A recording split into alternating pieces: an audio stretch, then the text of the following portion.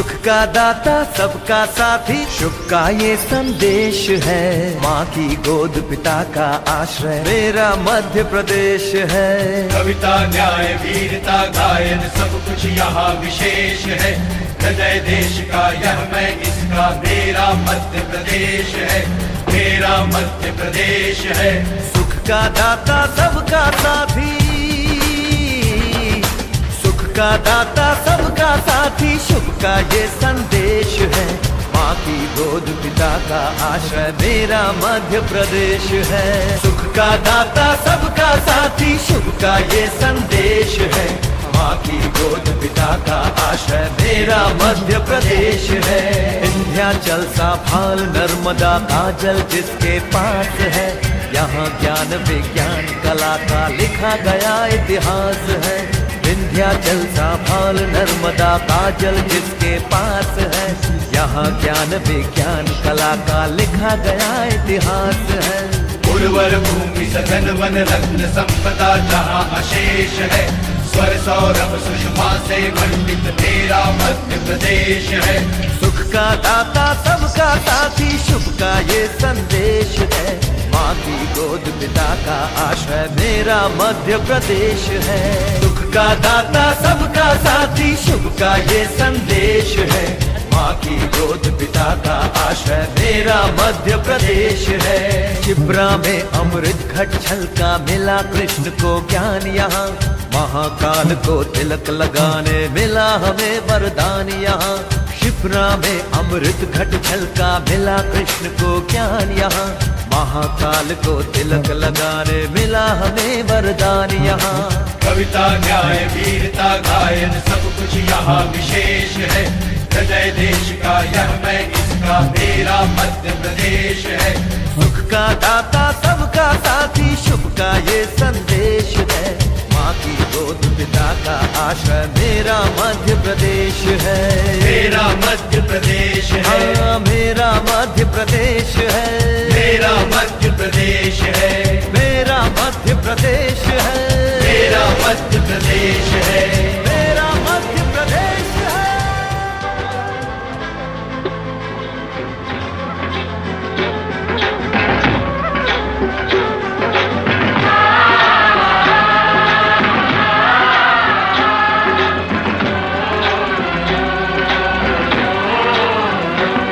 मेरे देश की धरती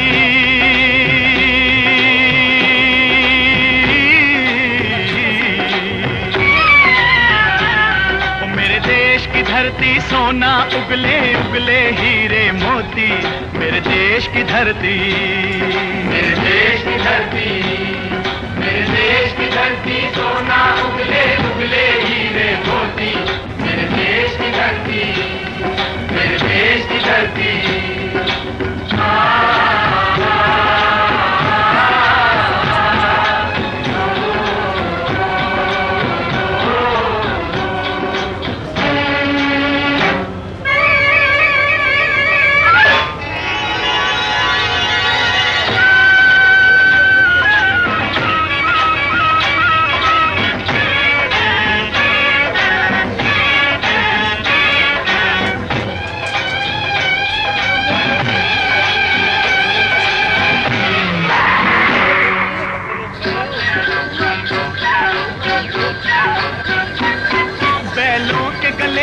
जब घुंघरू जीवन का राग सुनाते हैं, जीवन का राग सुनाते हैं। गम को दूर हो जाता है, खुशियों के कमल मुस्काते हैं, खुशियों के कमल मुस्काते हैं।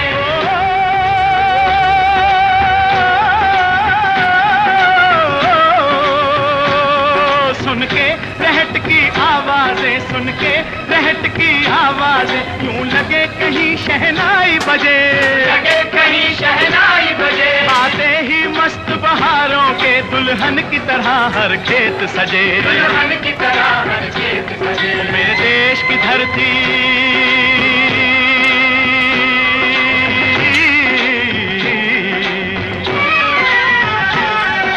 देश की धरती सोना उगले उगले हीरे मोती।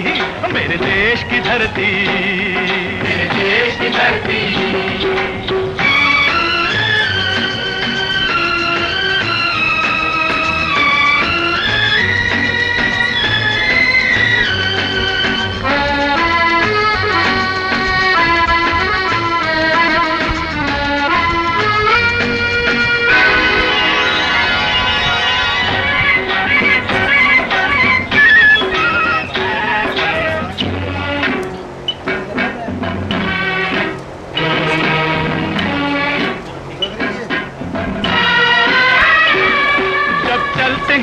धरती पे हल ममता अंगड़ाइयाँ लेती है,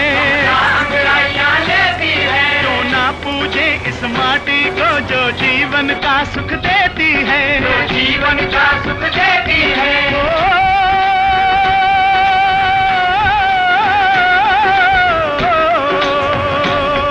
इस धरती पे जिसने जन्म लिया,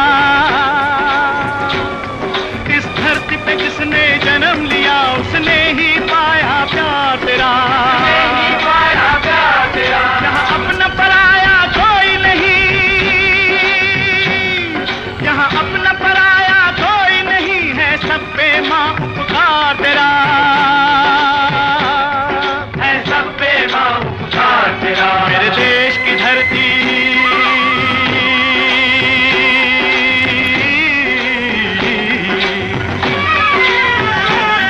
मेरे देश की धरती, सोना उगले उगले हीरे मोती, मेरे देश की धरती, मेरे देश की धरती।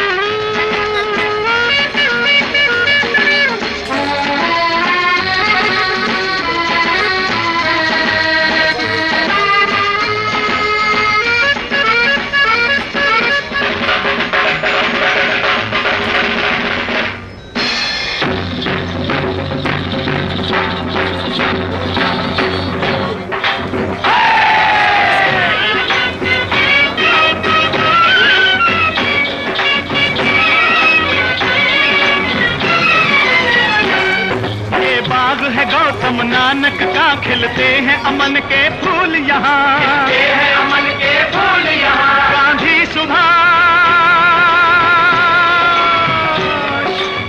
सुभाष टैगोर तिलक, ऐसे हैं चमन के फूल यहाँ, ऐसे हैं चमन के फूल यहाँ। रंग हरा हरी सिंह नलवे से,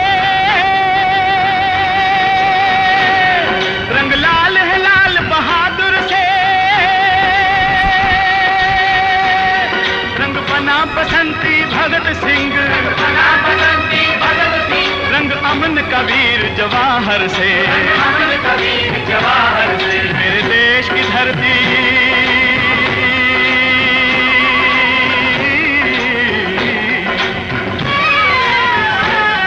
मेरे देश की धरती, सोना उगले उगले हीरे मोती, मेरे देश की धरती, मेरे देश की धरती, मेरे देश की धरती, सोना उगले उगले हीरे मोती, मेरे देश की धरती।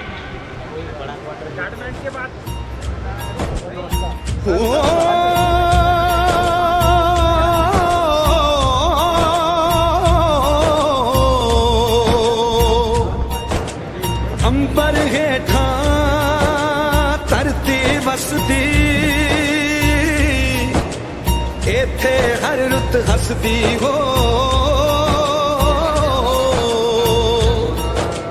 किन्ना सोना देश है मेरा, देश है मेरा, देश है मेरा, किन्ना सोना देश है मेरा, देश है मेरा, देश है मेरा, देश है मेरा।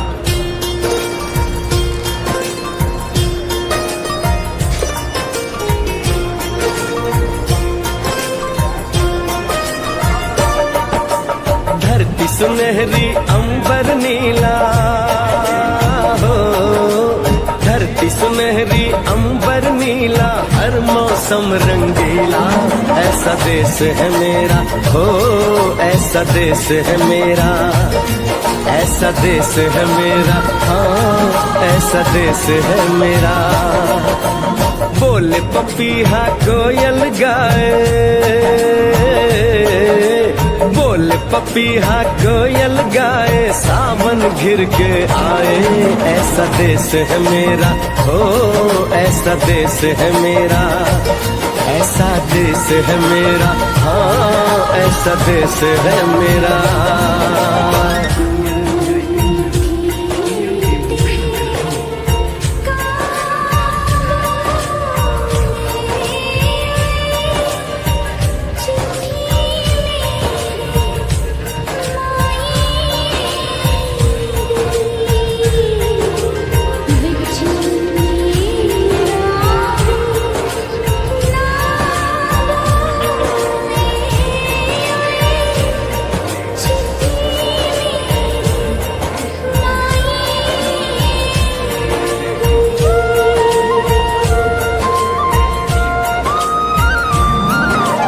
गेहूं के खेतों में कंघी जो करे हवाएं, रंग बिरंगी कितनी चुनरियां उड़ उड़ जाएं।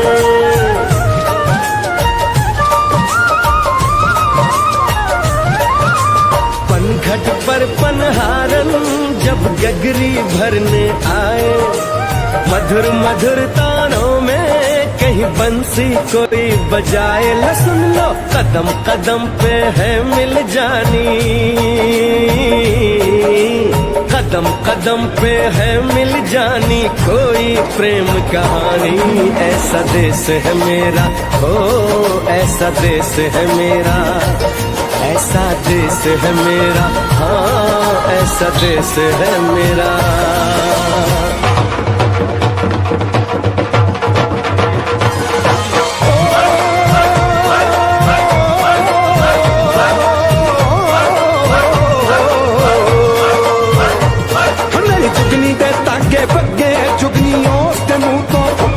ਜਿਹਨੂੰ ਸੱਟ ਕਿਸ਼ਤ ਵੀ ਲੱਗੇ ਓਏ ਸਾਈ ਮੇਰੇ ਆ ਜੁਗਨੀ, ਮੇਰੇ ਆ ਜੁਗਨੀ ਕਹਿੰਦੀ ਏ ਉਹ ਨਾਮ ਸਾਈ ਤਾਂ ਲੈਂਦੀ ਏ।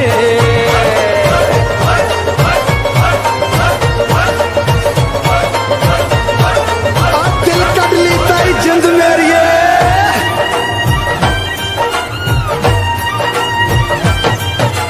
बाप के कंधे चढ़ के जहाँ बच्चे देखे मेले, मेलों में नट के तमाशे कुल्फी के चाट के ठेले।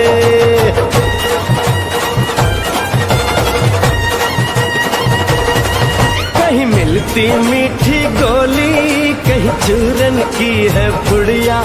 भोले भोले बच्चे हैं जैसे गुड्डे और गुड़िया, और इनको रोज सुनाए दादी नानी हो, रोज सुनाए दादी नानी एक परियों की कहानी। ऐसा देश है मेरा, हो ऐसा देश है मेरा, ऐसा देश है मेरा, हाँ ऐसा देश है मेरा।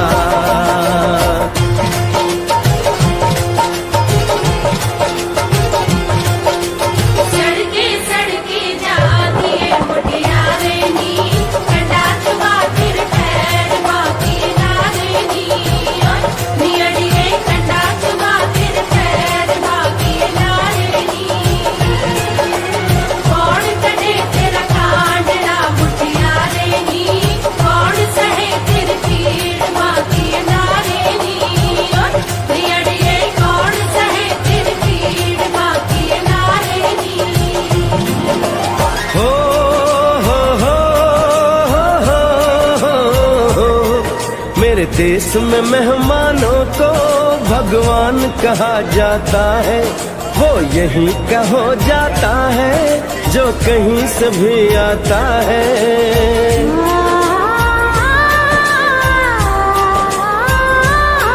तेरे देश को मैंने देखा, तेरे देश को मैंने जाना,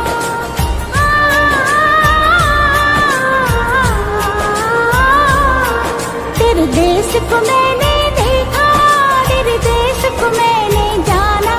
जाने क्यों ये लगता है मुझको जाना पहचाना, यहाँ भी वही शाम है वही सवेरा, वही शाम है वही सवेरा। ऐसा ही देश है मेरा, जैसा देश है तेरा, जैसा देश है तेरा, जैसा देश है तेरा।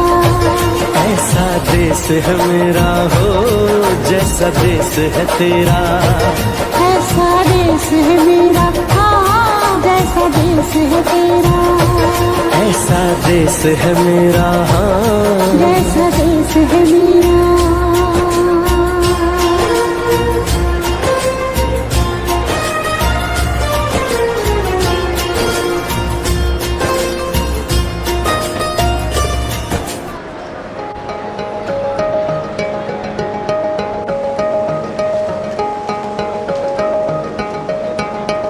अभी आगाज है तेरा, बहुत कुछ सीखना है, कमर कसनी अभी बाकी है, मुट्ठी भींचना है। अभी आगाज है तेरा, बहुत कुछ सीखना है, कमर कसनी अभी बाकी है, मुट्ठी भींचना है।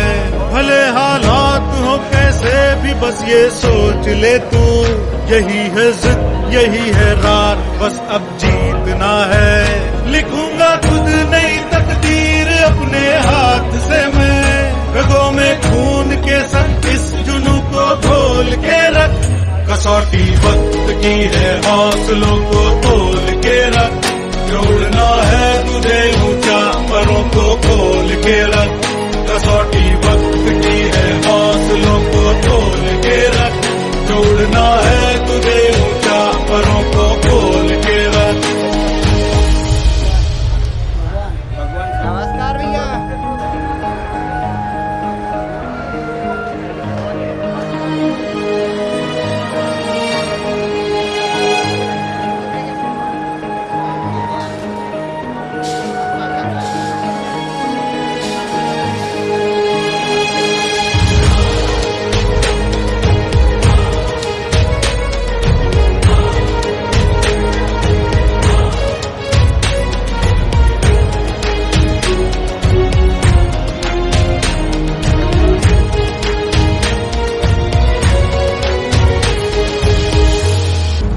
अभी तो जंग है जारी, अभी हारा नहीं तू, जो सहले तंज सारे ऐसा बेचारा नहीं तू। भरोसा रख खुदा पे और अपने हौसलों पे, तुझे तो चांद बनना है कोई तारा नहीं तू। करेंगे वो जो करना है, जो चाहेंगे वो होगा, ये अब तू ठान ले तकदीर से भी बोल के रख, कसौटी वक्त की है हौसलों को तोल के रख, जोड़ना है तुझे ऊंचा परों को खोल के रख, कसौटी वक्त की है हौसलों को तोल के रख, जोड़ना है तुझे ऊंचा परों को खोल के रख, कसौटी वक्त की है हौसलों को तोल के रख, जोड़ना है तुझे ऊंचा परों को खोल के रख। ला ला ला ला ला ला ला ला ला ला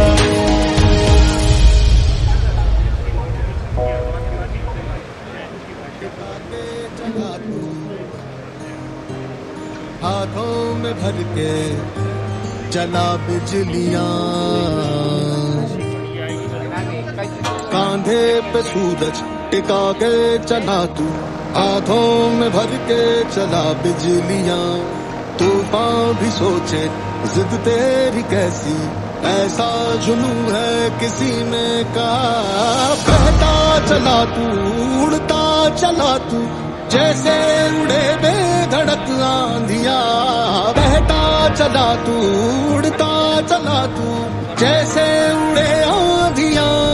मंजर है ये नया, मंजर नया, मंजर है ये नया, कि उड़ रही है बेधड़क सी आंधियां। मंजर है ये नया, मंजर नया, मंजर है ये नया, कि उड़ रही है बेधड़क सी आंधियां।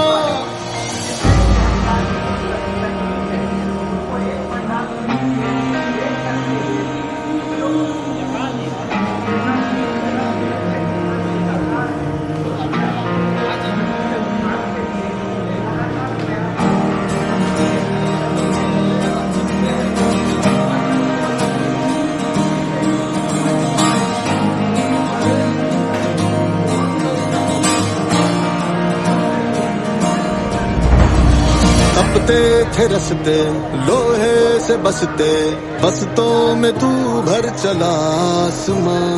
आएंगी सदियां जाएंगी सदियां, रह जाएंगे फिर भी तेरे निशान। बहता चला तू उड़ता चला तू, जैसे उड़े बेधड़क आंधियां। बहता चला तू उड़ता चला तू, जैसे उड़े आंधियां। मंजर है नया, मंजर नया, मंजर है नया कि उड़ गई है बेधड़क सी आंधियां। मंजर है नया, मंजर नया।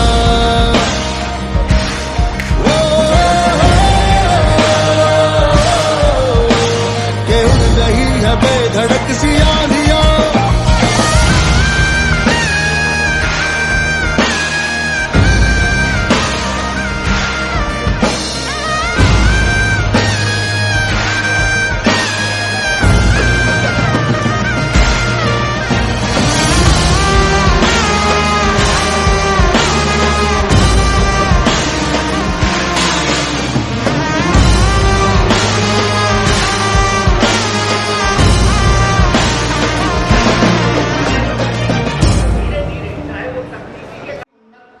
लंबे रेशे का कपास जो कि पूरी दुनिया में इंदौर का नाम था, उसके लिए यह संस्थान खोला गया था।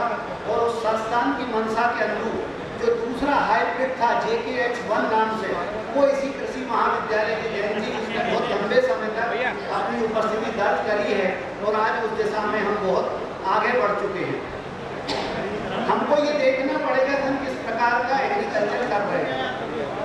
यदि हम जैविक कर रहे हैं तो उसकी आवश्यकता अलग है, यदि हम प्राकृतिक कर रहे हैं तो उसकी आवश्यकता अलग है, यदि हम बैलेंस एग्रीकल्चर कर रहे हैं उसकी आवश्यकता अलग है, हम इनऑर्गेनिक एग्रीकल्चर कर रहे हैं उसकी आवश्यकता अलग है। और इस प्रांगण में वो सारी चीज़ें अवेलेबल है, सारी तकनीक अवेलेबल है। हम जिस प्रकार का एग्रीकल्चर चाहते हैं उस प्रकार के एग्रीकल्चर की टेक्नोलॉजी, उस प्रकार के एग्रीकल्चर में जो हम प्रोडक्ट उपयोग करते हैं वो प्रोडक्ट यहाँ उपलब्ध है। आप उनका आनंद लें, उनको देखें, उसको समझें। और कोई भी आपके मन में कोई प्रश्न आता है तो हम लोग जो हमारी टीम है, हमारे कृषि महाविद्यालय की टीम है, उसको सुलझाने का पूरा प्रयास करेंगे कि किस तरीके से आपकी शंका का समाधान हो। क्योंकि जो किसान है, क्योंकि मैं किसान परिवार से जुड़ा हूँ, मैं जानता हूँ कि किसान सब कुछ जानते हैं। किसान के पास ज्ञान की कमी नहीं है, सिर्फ उसको स्वरूप वो अपनी भाषा में और अपने मस्त तरीके से बोलते हैं। अदरवाइज किसान के पास वो सारी चीज़ें कि कैसे उत्पादन है वो हर चीज़ जानते हैं, इवन एक वैज्ञानिक से ज़्यादा चीज़ें जानते हैं। तो किसान हम जो बड़े मापदंड हैं जो एक्सपोर्ट के, उनकी तरफ यदि ध्यान देते हैं तो कहीं ना कहीं हम पीछे नहीं। ये आपका जो जिला है, जिस मालवा में आप बैठे हैं, प्याज के मामले में हिंदुस्तान में दूसरे नंबर पे है, लहसुन के मामले में देश में 1 नंबर है, आलू के मामले में कहीं किसी से पीछे नहीं है। मगर समस्या हमारी वही है कि हमको जो सही मूल्य मिलना चाहिए। मैं आपको बताऊं, मुझे भी मौका मिला देश में प्याज और लहसुन का देखने का। हर जगह जब हम गुजरात गए महुआ में, और वहाँ हमने पैकिंग देखी कि साहब ये पैकिंग बहुत अच्छी है। पूछा कि साहब ये पैकिंग कहाँ से, तो उन्होंने कहा साहब देवास की हमने ये पैकिंग कराई। मशीनों के मामले में हमारा जो मालवा है कहीं भी पीछे नहीं, सिर्फ अब आवश्यकता है एक नई सोच के साथ। और जो नई सोच के साथ जितने भी हमारे किसान इसमें काम कर रहे हैं वो निश्चित ही है कि अब एक आगे बढ़ेंगे। हम लोग भी एक अपने तरीके से प्लान बनाते हैं कि एग्रीकल्चर में भी ग्लैमर पैदा किया जाए। दूसरे उद्योग धंधे में लोग आकृष्ट होते हैं, एग्रीकल्चर के लिए कैसे आकृष्ट हो, तो हमको ये सबका समन्वयन करना है, सबको एक साथ लाना है। कृषि से जुड़ी इंडस्ट्री का, कृषि से जुड़े हमारे पर्यटन का, कृषि से जुड़े हमारे रोजगार का, कि हम कितने अच्छे तरीके से इसको यदि हम समावेश कर लें इन सारी चीज़ों को, तो वो दिन दूर नहीं है कि पूरी दुनिया हमारी तरफ देख रही है।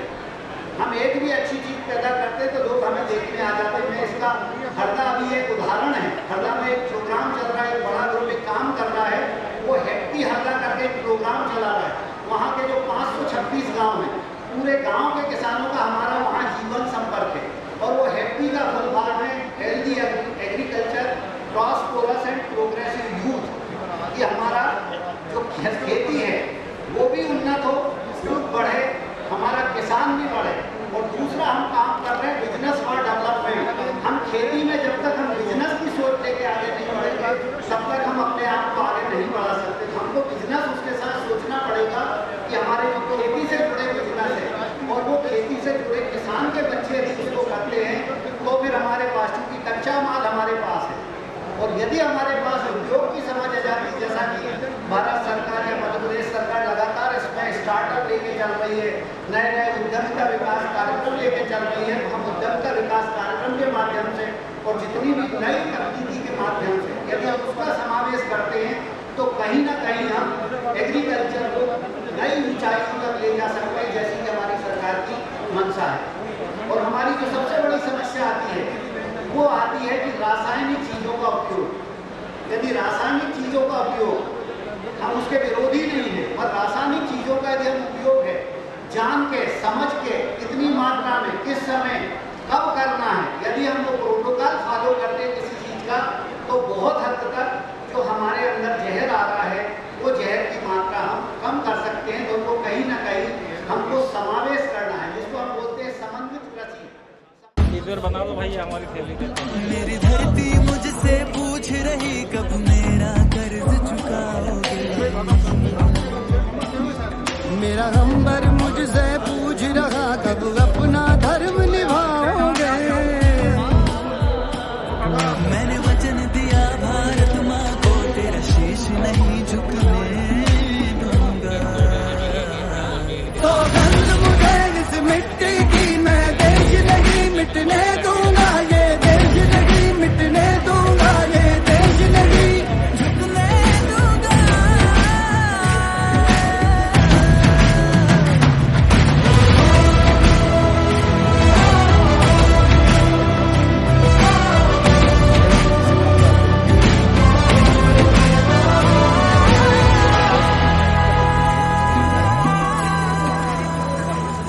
वो जितने अंधेरे लाएंगे मैं उतने उजाले लाऊंगा। वो जितनी रात बढ़ाएंगे मैं उतने सूरज उगाऊंगा। इस सलफरेब की आंधी में, सलफरेब की आंधी में ये दीप नहीं बुझने दूंगा। जब तक मेरे सारे लोग सुरक्षित नहीं हो जाते मैं यहाँ से नहीं हिलने वाला। मुझे इस मिट्टी की, मैं देश नहीं मिटने दूंगा, ये देश नहीं मिटने दूंगा, ये देश नहीं झुकने दूंगा।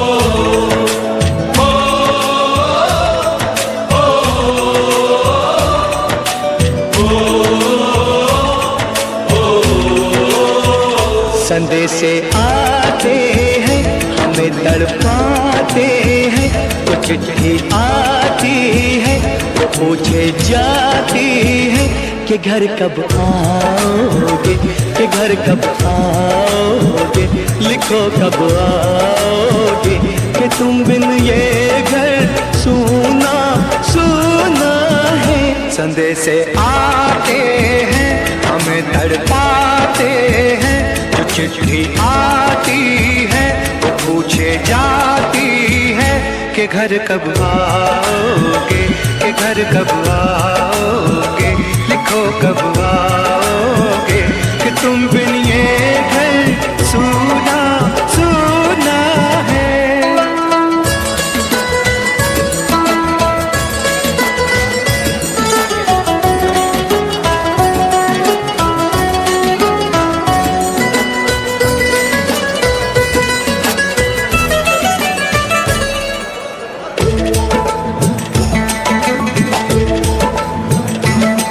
दिलवाली ने, किसी मतवाली ने हमें खत लिखा है, ये हमसे पूछा है। किसी की सांसों ने, किसी की धड़कन ने, किसी की चूड़ी ने, किसी के कंगन ने, किसी के गजरे ने, किसी के गजरे ने, महकती सुबहों ने, मचलती शामों ने, अकेली रातों ने, अधूरी बातों ने, तरसती बाहों ने, और पूछा है तरसी निगाहों ने कि घर कब आओगे, कि घर कब आओगे, लिखो कब आओगे, कि तुम बिन ये दिल सुना सुना है।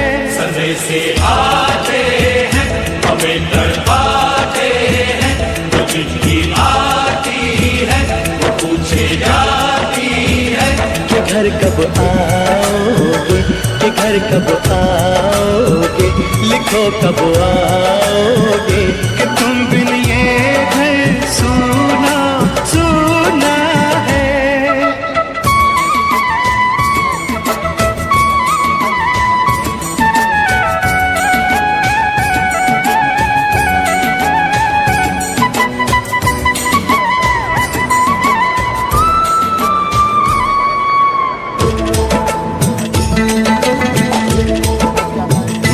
मोहब्बत वालों ने, हमारे यारों ने हमें ये लिखा है कि हमसे पूछा है।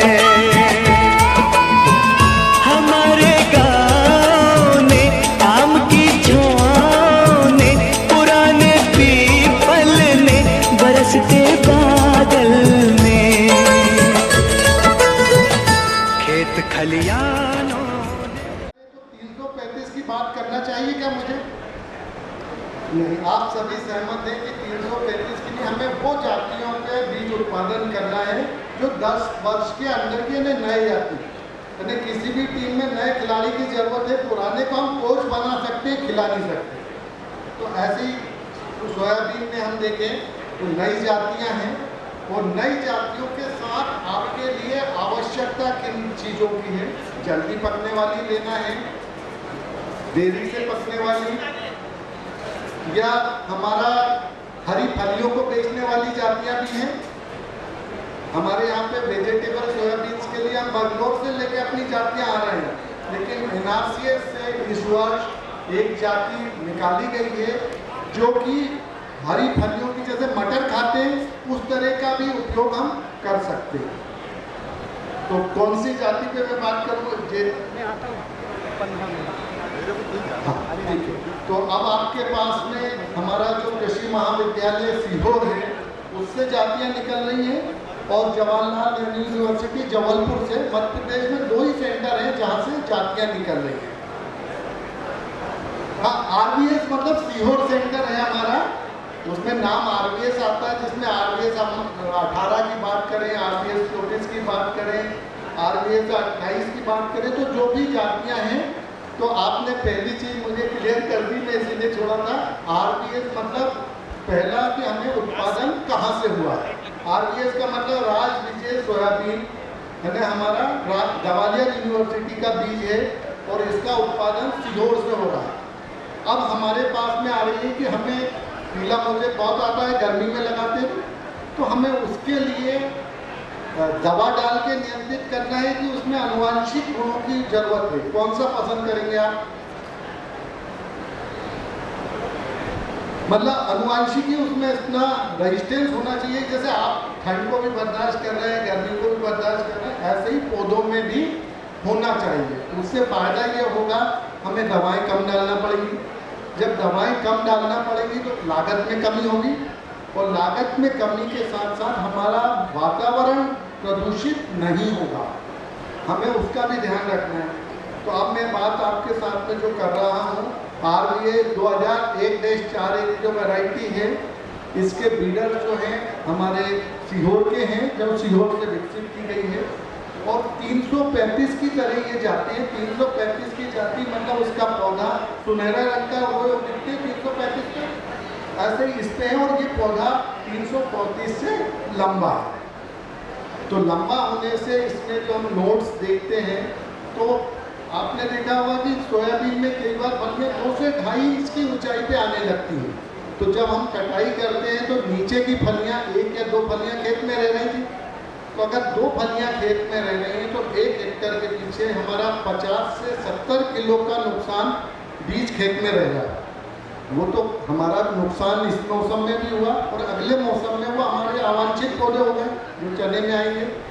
तो हम उसको रोकने के लिए 2001 देश 4 जो जाती है, इसमें करीब 4.5-5 इंच के ऊपर जो नोड आई थी, जो हमारी जमीन पे देखा होगा कि जड़ और तना जड़ होता हुआ एक सफेद सा एक मोटापन आता है, उससे करीब 4 इंच ऊपर से इसमें फलियां लगती हैं। जब 4 इंच ऊपर से लगेंगी तो हमारे कंबाइन से भी कट सकता है ये पौधा और मैनुअल भी। अगर कंबाइन से कटेगा तो हमारी कास्ट कम हो जाएगी, लेवल की समस्या। उसके अपने को सीखना है मुझे, मतलब हमें उस खेत के उस प्लेस को चुनना है जहाँ पर कि कोई पानी का भराव नहीं होता, उसकी ज़मीन की गहराई भी ठीक हो, और साथ ही ये देख लें कि उसमें पोषक तत्वों की बहुत ज़्यादा कमी ना हो। आपको इसीलिए सॉइल टेस्ट की बात की जा रही है। अब हमें सोयाबीन की बोनी करना है, तो बोनी के करने के लिए हमें बीज को कब देखना चाहिए? जो आपने बीज लिया उसमें क्या क्या चीज़ें हमें देखना है? ठीक है, मतलब सबसे मुख्य चीज़ है कि उसमें अंकुरण क्षमता जो लिखी है वो क्या है। उसके बाद आपकी आंखों से जो गंदगी दिखती है, यानी भौतिक शुद्धता है या नहीं, कंकड़ पत्थर तो नहीं है, और ऐसा तो नहीं कि सोयाबीन में दूसरे फसलों के बीज मिले हों, यानी आंखों से दिखने वाली भौतिक शुद्धता आप देख सकते हैं।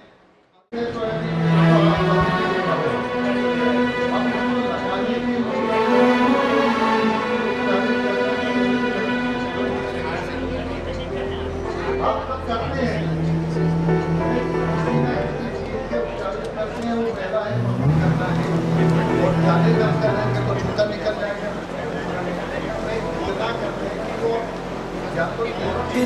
तिनका था हमने सवारा अपनी वो माटी और घर बारा, लुट रहा ये चमन अपना वतन, आंखों से अपनी लुट रहा ये चमन अपना वतन, आंखों से अपनी। संकल्प बोल के हम तो निकल पड़े, हर द्वार खोल के गगन कहे विजयी भव, विजयी भव, गगन कहे विजयी भव।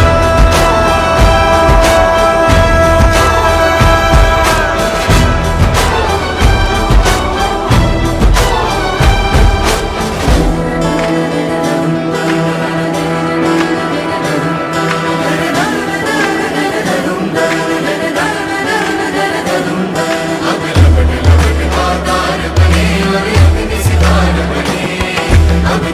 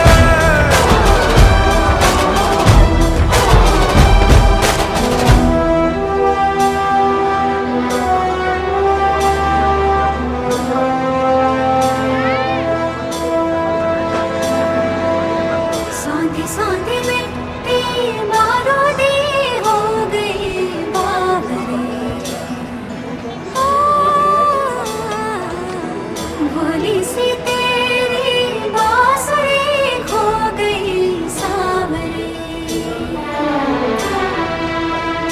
घायल है तेरा जल, तू नदी है राह बदल, पानी बुलबुला रहा है कल कल कल। तू निकल, तू निकल। माटी ने तेरी आज पुकारा, धरती ये पूछे बारंबार, लुट रहा ये चमन तेरा वतन, आँखों से अपनी लुट रहा ये चमन तेरा वतन, आँखों से अपनी।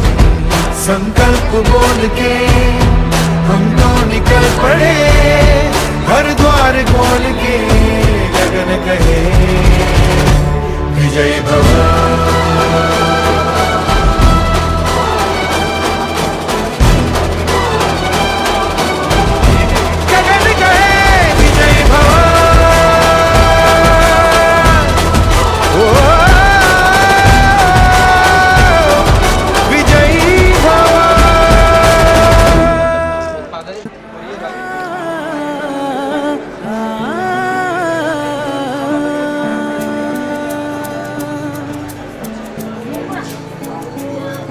मेहनत से सींच के मिट्टी को खेतों के नाम जवानी लिखी, खलिहानों में रौनक भर कर किसान ने अपनी कहानी लिखी।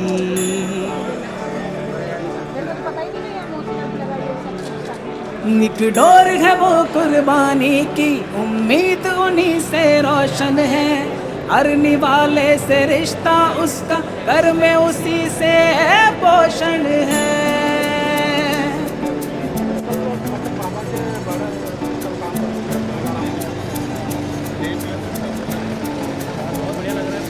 जब वक्त पड़ा था सख्त कहीं तो इसने सब्र से काम लिया, खाली ना रहने दी थाली जिस थाली को इसने थाम लिया। बनती है ना, बन जाती है।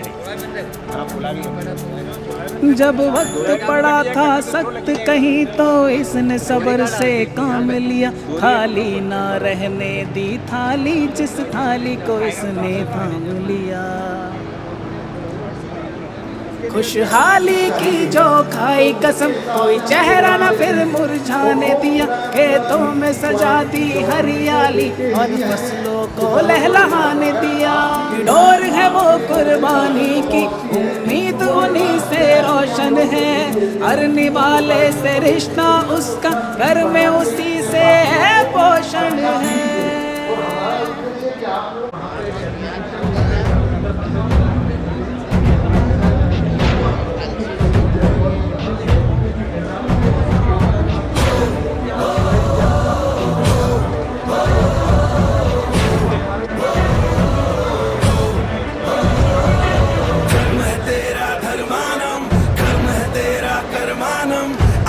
पग पग चला है जो वही डगर है उसका प्रस्थानम।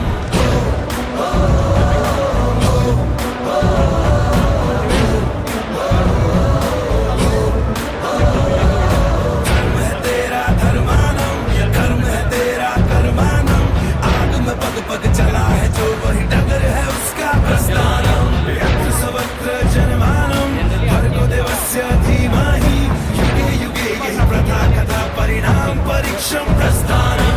बढ़ते पानी में कभी भी किसी का अक्स दिखता नहीं, संयम को दे जो शख्स कभी दिखता नहीं, दिखता नहीं, दिखता नहीं। घाट भरा ये वृंदावन, पाप पुण्य का गठबंधन, आग में पग पग चला है जो वही डगर है उसका प्रस्थानम।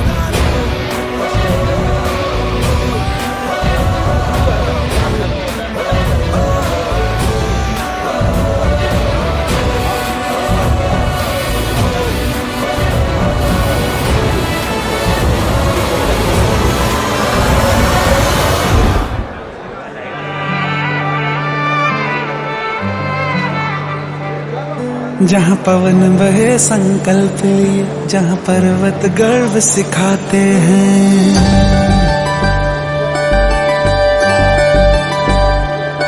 जहाँ पवन बहे संकल्प लिए, जहाँ पर्वत गर्व सिखाते हैं, जहाँ ऊंचे नीचे सब रास्ते भक्ति के सुर में गाते हैं। उस देवभूमि के ध्यान से मैं धन्य धन्य हो जाता हूँ, उस देवभूमि के ध्यान से मैं धन्य धन्य हो जाता हूँ। है भाग्य मेरा सौभाग्य मेरा, मैं तुमको शीश नवाता हूँ, मैं तुमको शीश नवाता हूँ और धन्य धन्य हो जाता हूँ। मैं तुमको शीश नवाता हूँ और धन्य धन्य हो जाता हूँ, हो जाता हूँ, हो जाता हूँ।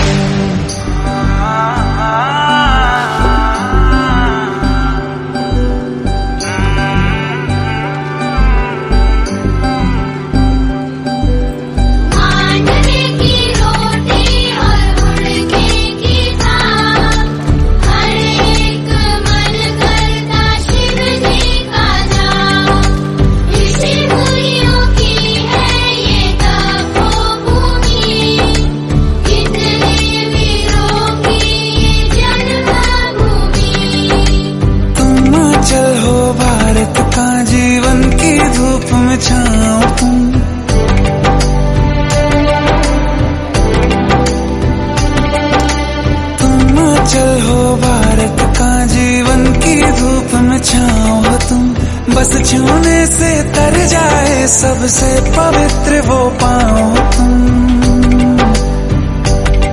बस लिए समर्पण तन मन से मैं देवभूमि में आता हूँ। है भाग्य मेरा सौभाग्य मेरा, मैं तुमको शीश नवाता हूँ, मैं तुमको शीश नवाता हूँ और धन्य धन्य हो जाता हूँ। मैं तुमको शीश नवाता हूँ और धन्य धन्य हो जाता हूँ। मैं तुमको शीश नवाता हूँ और धन्य धन्य हो जाता हूँ। मैं तुमको शीश नवाता हूँ और धन्य धन्य हो जाता हूँ, हो जाता हूँ। या सारी दवाइयाँ को एक साथ खा लें, नुकसान कर जाएगी, फायदा नहीं हो जाए। यहाँ हम क्यों ऐसा करना चाहते हैं? जो बताया गया उतना उसी के अनुसार उपयोग करें। तो पहले तो यह है कि मिट्टी की जांच सबसे ज्यादा आवश्यक है आज के परिप्रेक्ष्य में। हर जिले में अब मिट्टी परीक्षण केंद्र बन गए हैं और जांच जो है फ्री में भी की जा रही है, कृषि विभाग के द्वारा या मंडी बोर्ड के द्वारा। आपको तो पता ही होगा सर। और नहीं तो कृषि महाविद्यालय इंदौर में भी जांच की सुविधा है, लेकिन यहाँ पैसे लगते हैं, फ्री में नहीं होती। पहले हम फ्री में करते थे तो लोग जो है वो जांच की पर्ची ले जाके उसमें तंबाकू की पुड़िया बना के आले में रख दी। अब पैसे लेते हैं तो मुख्य बात जांच करने की नहीं है, वो बाद वाली बात है। जो जांच तो हमें प्रयोगशाला में कराई है, हमारी खून की भी जांच कराई के साथ सब कराई है, लेकिन बाद में डॉक्टर को दिखाने जाते हैं तो डॉक्टरी सलाह जो है वो महत्वपूर्ण है, उसके पैसे लेते हैं, जांच के पैसे नहीं ले रहे। तो मिट्टी की जांच हम जरूर कराएं, कम से कम 3 साल में एक बार तो कराई है पहली। और जांच कराने के लिए करना क्या है, मिट्टी का नमूना कैसे लेना है, ये सबसे महत्वपूर्ण बिंदु है उसमें।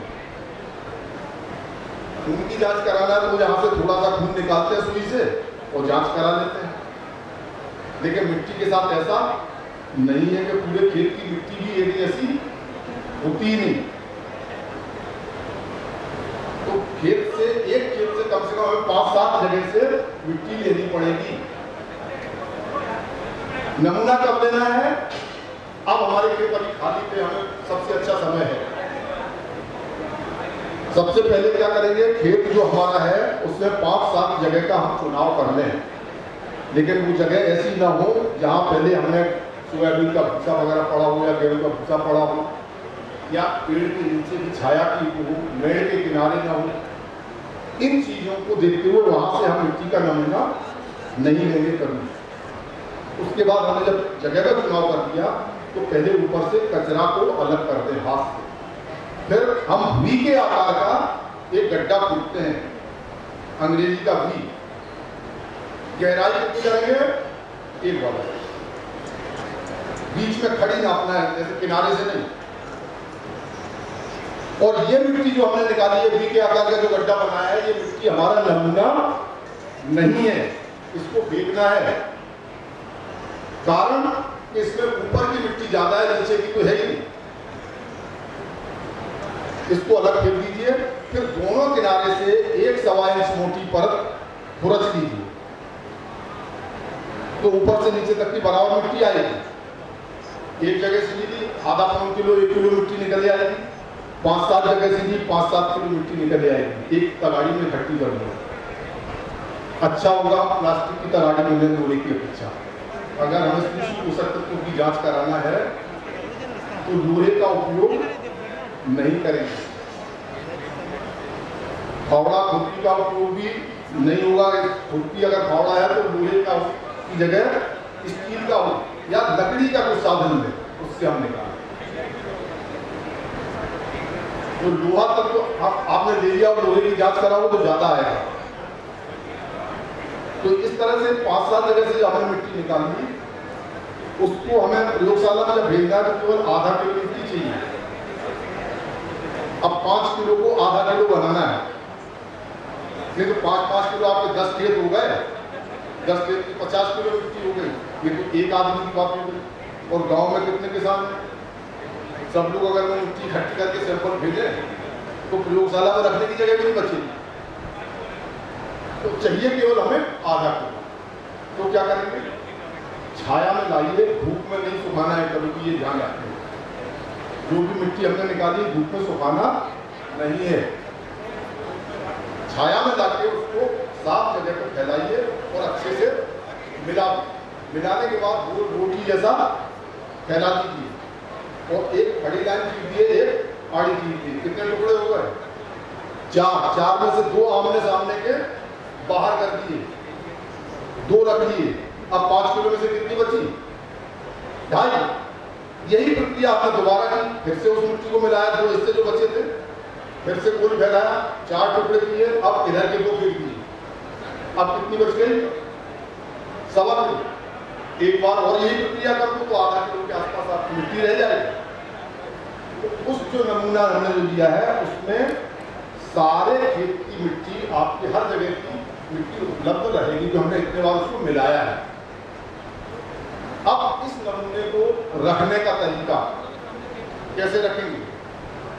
ज्यादातर कहते हैं कपड़े की थैली में रखो, लेकिन अगर कपड़े की थैली में रखा उसमें थोड़ी भी नमी हुई, कहीं पानी हुआ, तो कुछ दिन बाद वो कपड़ा सड़ जाएगा, फट जाएगा, नमूना बाहर।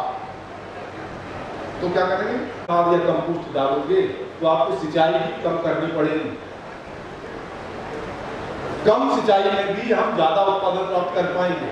आप स्वयं अनुभव कर लेना, जिस खेत में आपने गोबर की खाद डाली, अच्छी सड़ी हुई, आप एक पानी कम दे देना गेहूं को, तो भी जिसमें एक पानी ज्यादा दिया जहां गोबर की खाद नहीं डाली है, उससे उत्पादन अच्छा है।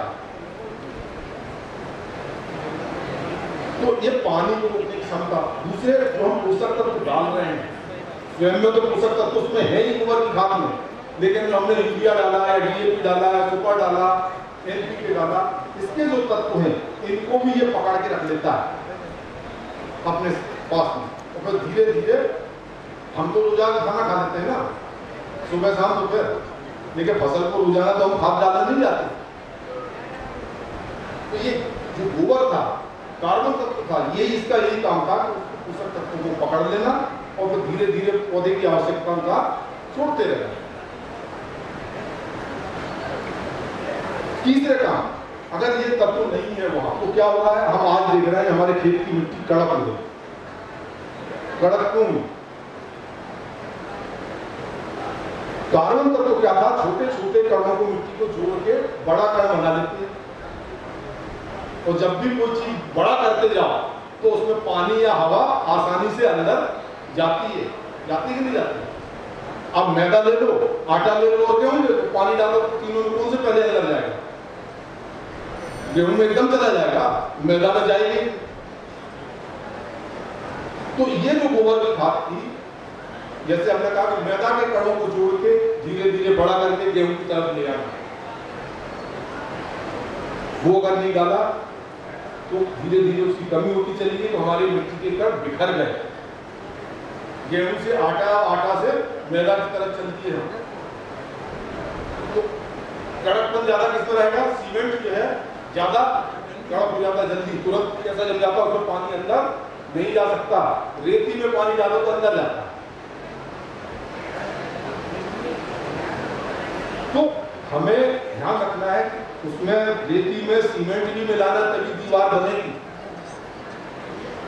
अकेला सीमेंट भी काम नहीं करेगा, अकेला रेत भी काम नहीं करेगा। इसलिए गोबर की खाद या कंपोस्ट को हमें वहां डालना बहुत जरूरी है। सबसे पहले जरूरी है, वर्मी कंपोस्ट तो बहुत अच्छी चीज है बनाने के लिए, लेकिन सब किसान कर नहीं पाते।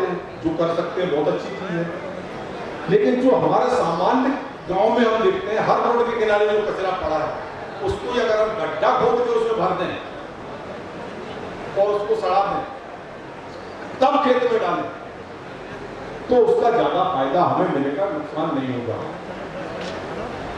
तीसरी चीज है, गोबर की खाद खेत में जब हम डालते हैं, कब डालते हैं? जनरली बूढ़ा जो हम खेत में कब डाल के आते हैं? भरी गर्मी में, अप्रैल मई, और वो जो है ऊपर से धूप में तपता रहता है, तो जो पोषक तत्व उसमें थे वो तो सब उड़ गए ऊपर, अब वहां कुछ नहीं बचा। डालना है कब?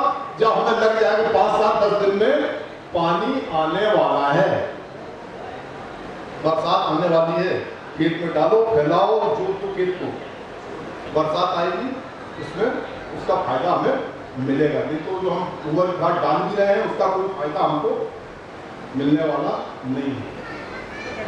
तो मुख्य चीज यही है कि डालना भी कब है, डालने की मात्रा तो निश्चित है। तो इन चीजों का अगर हम उपयोग करेंगे तो हम खेती की लागत को कम कर सकते हैं। खेत में हम देखेंगे, जब पौधा हम गोबर की खाद डालते हैं, कंपोस्ट डालते हैं, तो पौधा भी मजबूत होता है। यूरिया डालते हैं तो पौधा कमजोर होता है, बढ़ता बहुत जल्दी है, उसमें कीड़े मकोड़े ज्यादा लगते हैं। नाले का पानी दे दो, कीड़े मकोड़े ज्यादा लगते हैं, दवाई ज्यादा डालनी पड़ती है, खर्चा बढ़ता है।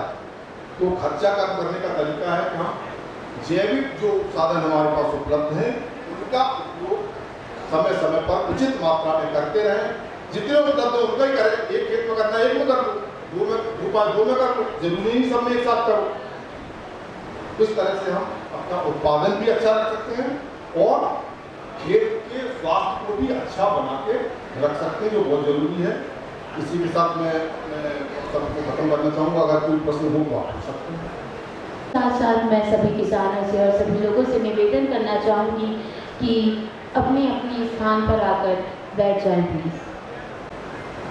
आप सभी अलग अलग क्षेत्रों से पधारे किसान भाइयों का हम हार्दिक अभिनंदन, स्वागत, वंदन करते हैं।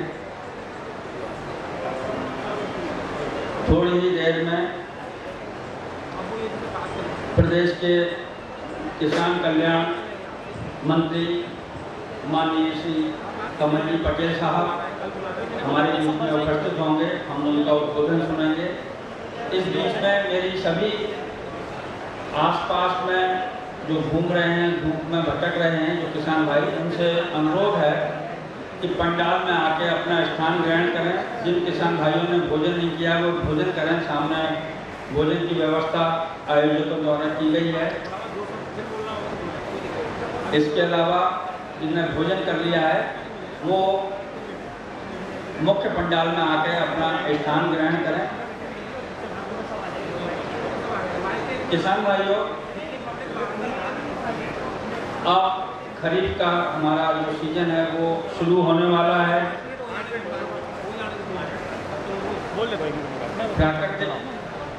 प्रकृति के रूप में कहें या ऊपर वाला भगवान के रूप में कहें, एक किसान, एक अन्नदाता के रूप में हमारे यहाँ पर रबी की फसल बहुत अच्छी हुई।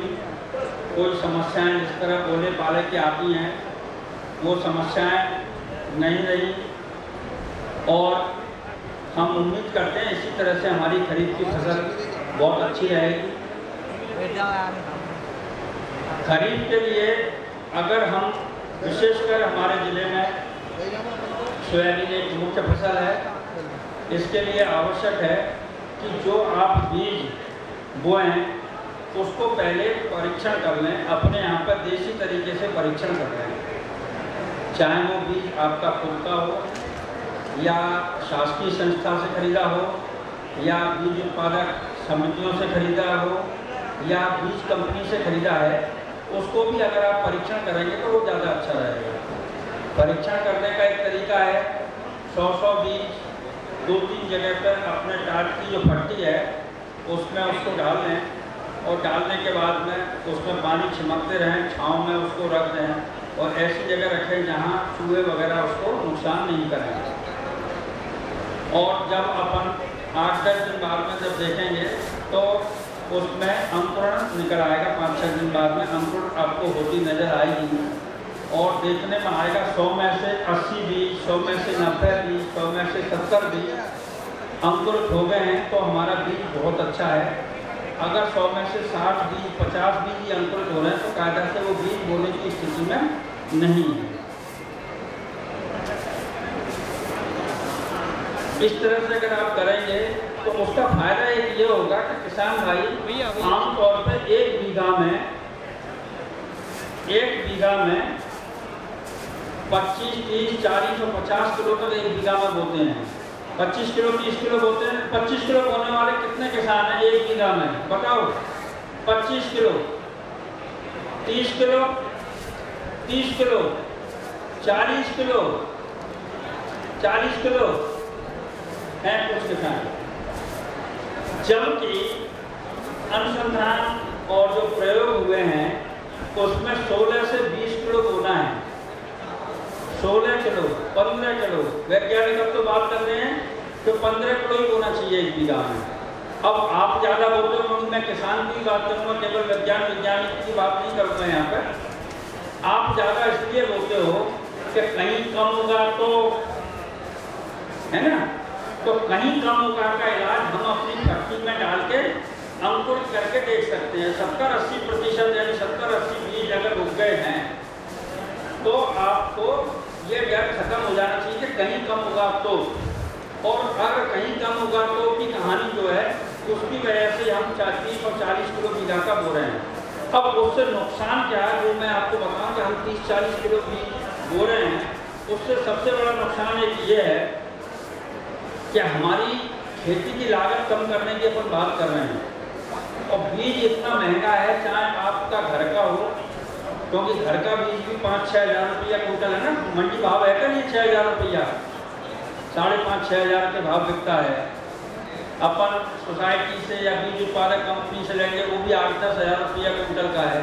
तो फालतू में हम अपने बीज को उसमें डाल रहे हैं और ज़्यादा उपजाने का भी और बड़ा नुकसान है। आपने सोचा कम उगेगा, वो उग गया ज़्यादा, तो ज़्यादा उगने से क्या क्या नुकसान है? सोयाबीन आपने देखा है बांझ रह जाती है, रहती है नहीं रहती? कभी कभी सोयाबीन बांझ रहने का भी एक कारण, कई कारण है उनमें से एक कारण ये कि अगर बीज की मात्रा बहुत ज़्यादा हो रही है हम, तो सोयाबीन के बांझ रहने की संभावनाएं बढ़ जाएंगी, सोयाबीन में कीड़े मकोड़े लगने की संभावनाएं बढ़ जाएंगी और कुल मिलाकर सोयाबीन का उत्पादन हमारा या तो होगा नहीं और होगा तो बहुत कम होगा। ये तो बात हो गई बीज की। मैं मोटी मोटी बातें आपको याद दिला रहा हूँ, आपको सब मालूम है, आप हमसे ज़्यादा ज्ञानी हैं, हमसे ज़्यादा अनुभवी हैं, पर कुछ चीज़ें ऐसी हैं कि जो सामने आ जाती है तो हमको याद आती है कि हाँ ये बात कहीं हुई थी, तो इसको अपना के देखें।